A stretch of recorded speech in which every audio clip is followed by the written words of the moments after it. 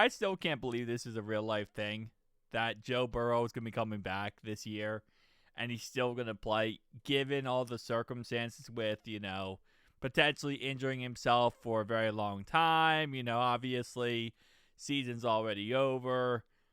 I know, I know Joe is Joe, man, and I know he wants to play no matter what, but can we just, accept the fact that it's probably not smart to play when, you're out of the playoffs? But yeah, the reports right now are Burrow's coming back.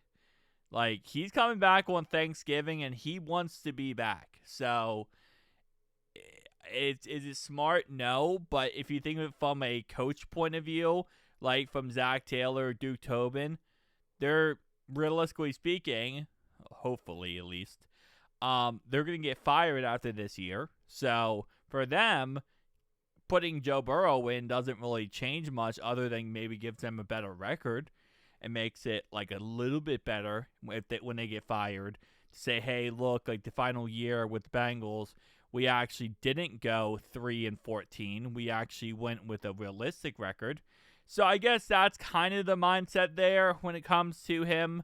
But there is somebody else who I think, and this is my assumption here, is going to start making some business decisions.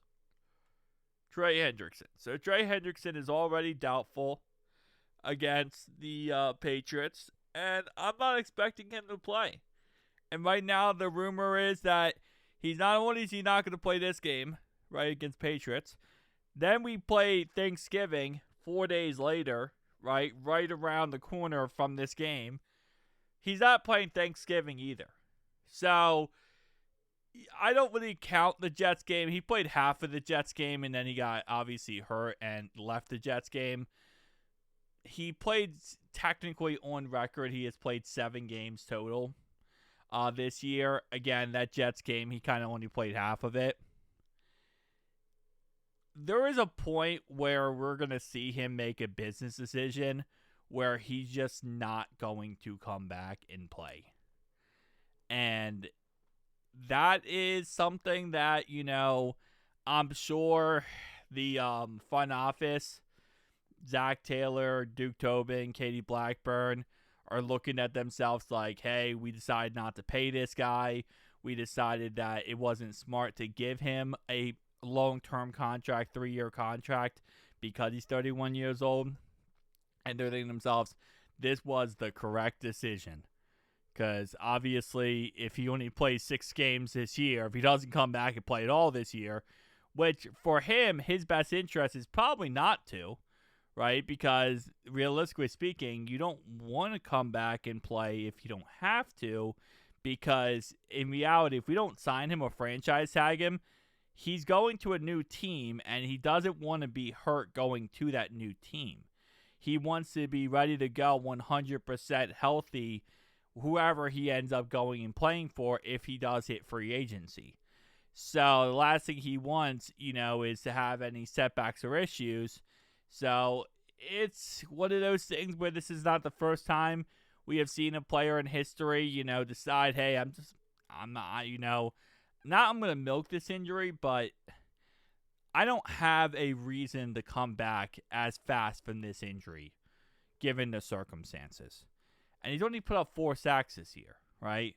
So it's not like, even if he comes back and he goes crazy and he does awesome things, which so far this year just hasn't been a thing, especially with his injuries, it's not like he's going to come back and put up enough stats that just changes the game and makes everything look so much better for him, especially given the fact that our defense just simply isn't good this year.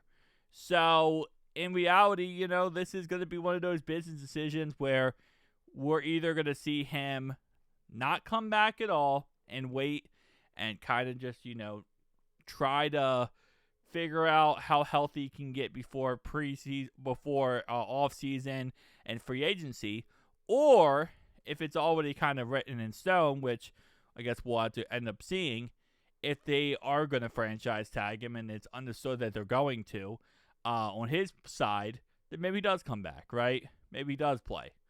But there's always a chance that if he does get injured even more or have any issues, it's not guaranteed the Bengals are going to franchise tag him. They could let him go. They could let him go and say, hey, we're not going to give you that $36 million franchise tag. We'll let you hit free agency, and we'll see what teams are offering you. And if they don't want to offer you what you want, we'll give you a contract that's probably not what you want, but it's going to be more realistic to the fact that you have injuries. So, again, like I said, it's one of those things where I'm sure the front office right now is like, hey, like we decided not to pay him that crazy contract, and now look at the situation. You know, he has some injury issues, which, you know, it is what it is. But overall wise, man, I'm just, I don't know. I feel weird this year so far. It's just been an awkward year when it comes to this team. But you know what? Always next year. It's always next year. That's always what matters. Tell me down below your thoughts, opinions. I'll see you guys next one. Peace.